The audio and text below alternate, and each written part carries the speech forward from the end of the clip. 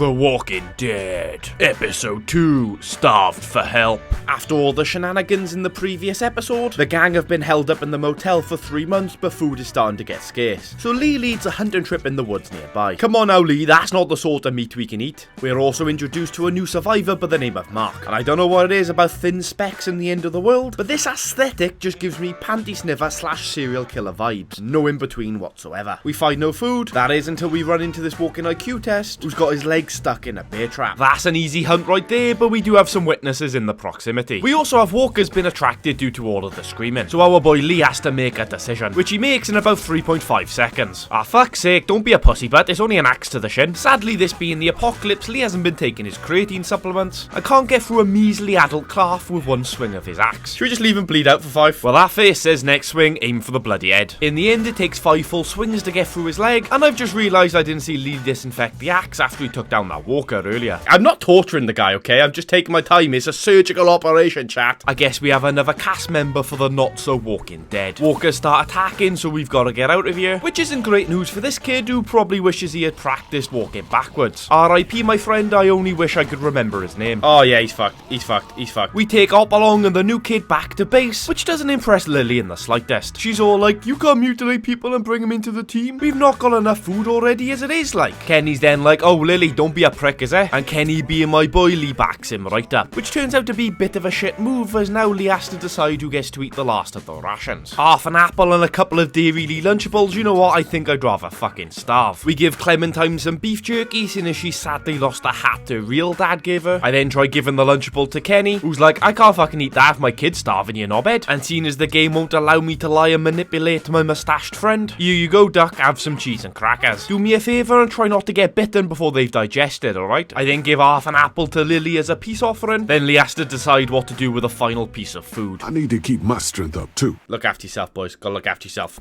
Catcher then lets me know the one-legged bloke didn't make it, so unfortunately we gotta add another manslaughter charge to Lee's rap sheet. But hey, at least we got plenty of meat to keep the kids fed for a few days. Alright, apparently not, the bloke's turned into a crawler. We have a little wrestle, but he's surprisingly stronger than he looks. Thankfully Mark has an axe that he finally puts to good use. Fuck's sake, like, were you waiting for an invitation, man? Everyone then interrogates Ben because he said he wasn't bitten. That's when Ben reveals we are all infected, and once we die, we all come back as the Walking Dead. Or in his case, the Crawling Dead. That's when Doug's rudimentary alarm system gets triggered and we all jump into cover. I say we shoot first and then maybe ask a question later if we remember. It turns out to be 2 lads on the loop for fuel, so Kenny does like the Floridian he is and sticks a rifle in their faces. But it actually turns out that they're pretty sound-like, and they actually have a dairy farm up the road, so offer to trade some of our fuel for their food. So after saying fuck you to stranger danger, we follow the lovely gentleman into the woods. What could go wrong, right? Well, it turns out these woods are full of bandits. Bandits that turn against their own, it seems. I say you shoot. You got a crossbow and a shotgun there then. Unfortunately, our survivors don't possess my tactical prowess. So after ignoring the bandits, the gang follow the newbies back to their farm. And it turns out they've electrified the fences to keep out the walkers, that's why they were looking for so much fuel. We get introduced to the lad's mama and she seems nice, even gives us a basket of biscuits. It's so nice to see the apocalypse having corrupted decent people. As repayment for the kindness, me and Mark agree to stick around to help fix up the fences, while the others deliver the biscuits back to HQ. And to be fair, it's a pretty simple fix, just gotta remove some old crusty walkers from the perimeter. But unfortunately, while we're on the other side, Mark takes an arrow to the back.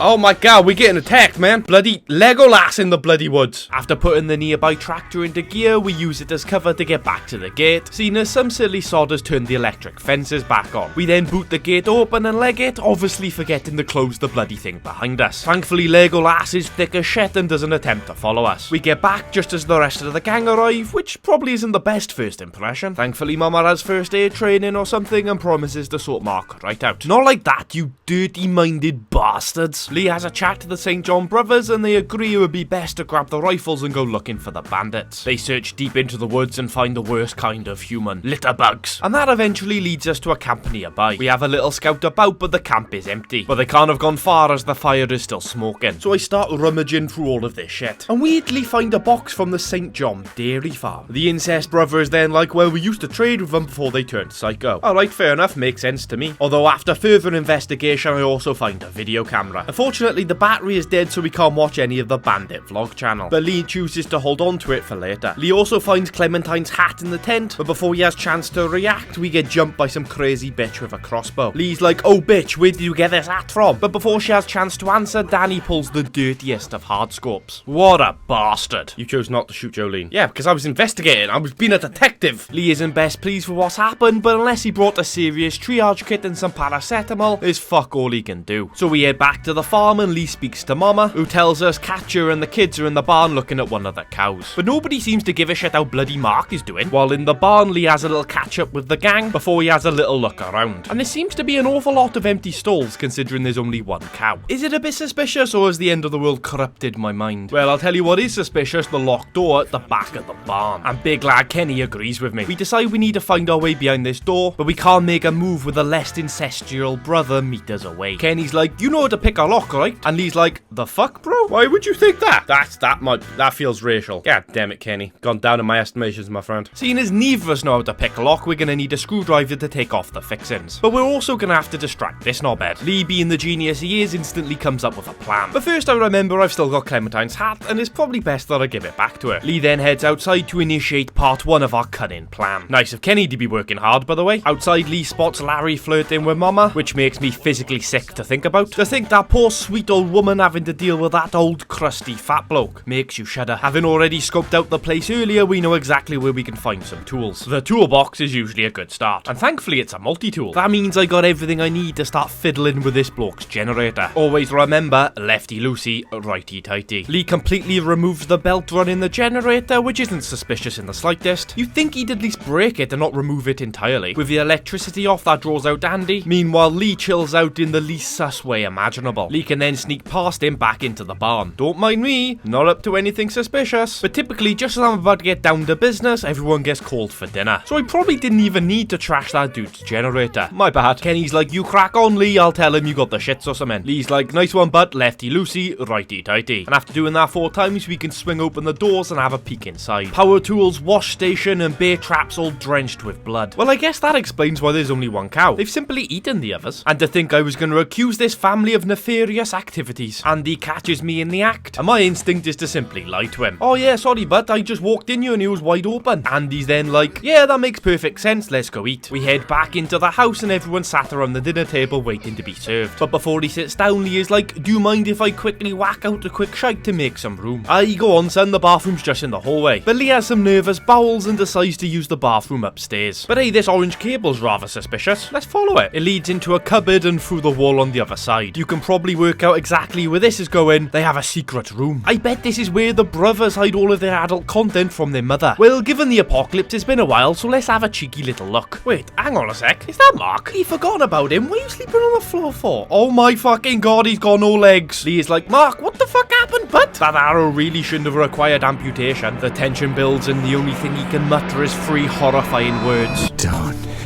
eat dinner. I hope she's not making cauliflower cheese. That shit is proper rank. And that's when it hits me. Missing legs, bloodied bone saw, strangers cooking barbecue. Oh my fucking god. Clementine, that's not pork chops, love. Lee tells her not to eat it, and thankfully she puts down the fork. In typical Larry fashion, he's being a prick. Meanwhile, Duck is wolfing that shit out. Lee's like, you're all munching on Mark's tibialis, boys. Larry obviously thinks Lee's chatting shit. Then he's like, how about you get off your ass and go have a look? Mark is upstairs missing his bloody kneecaps. It's a dairy farm with only one cow. Where are they getting the bloody meat from? Dun dun dun dun. Mama is then like, fine, yes, we hunt and eat people for sustenance. Andy's like, he was gonna die anyway. Then Lee is like, it was a fucking flesh wound, you bell end. Given the option to negotiate, I obviously choose to threaten, which, if I'm being honest, probably could have been handled better. But it's fine, I'm sure I'll learn from my mistakes. Only threaten someone when you're holding the gun. Then the less ancestral looking prick grabs Clementine, and Lee properly loses his shit. Oh, I'll fucking kill you, you let it go. Which goes well.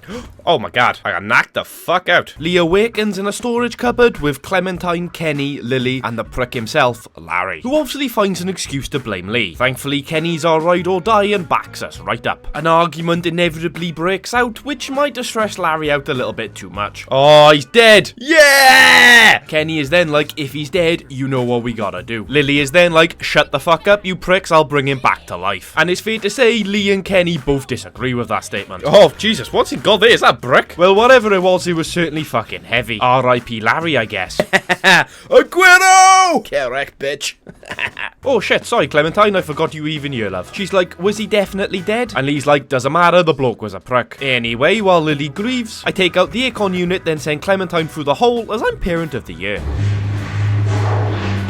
I mean, you could be a bit quieter though, Clem. Blood-hungry cannibals out and about now. She manages to open up the door, then leaving Clem in charge of Lily. It's time for Lee and Kenny to go on the offensive. And I don't mean like an edgy teen on Twitter. I arm myself from their cannibal workshop, then we make a move on one of the brothers. But before I can dismember his trachea, the other brother makes an appearance and we gotta jump into a nearby stall. But something tells me he might have heard us. Oh, grab the gun. Lee grabs the gun, which goes off in the air, temporarily deafening him. I put my meat duck into his chest before he knocks me on my ass. And just when you think it's all over for Lee, Kenny bursts into the scene wielding a devastating sickle. And after fighting him back, the ancestral brother gets caught in his own bear trap. I suppose you could say that fight was barely an inconvenience. Terrible puns aside, Kenny runs off into the storm to try and find his family. Now I'm all alone and get to decide what to do with this bellend. And in the wise words of Mike Ehrmantraut, no half measures, motherfucker. Ah, shit. Sorry about that, Clementine, the bloke was doing my bloody head in. Hearing screams coming from the house, Lee has to jump back into action. And after being attracted by a laser pen like he's some kind of feral kitten, we find Doug and Billy, and I'll be honest, I didn't even notice they were missing. They could have been chilling in the belly of a cannibal, but nope, they were holding down the fort back at the motel. I tell them what's been going on, then send them around the back while I go through the front. But as I approach the door, Mama comes to it and she's like, boys, is that you? Lee's like, aye it is, but surprisingly she can tell that's not her son's voice. Lee heads inside and Mama has Katja held hostage at gunpoint. She gon' die. Which is exactly what happens as Lee slowly pushes her up the stairs, where Mark's reanimated legless corpse is waiting for her. Now with Katja safe, there's still one St. John I've got to deal with. The elder, less incestuous brother who enjoys pointing guns at kids. Are you gonna shoot a kid?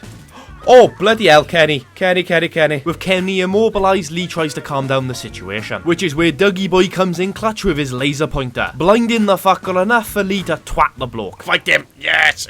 Our little scuffle ends with us tumbling down this little hill and through the wooden fence at the bottom. He gets up first though and tries dragging me over to the electric fence. Meanwhile, Lily has heard all the commotion and come outside to investigate.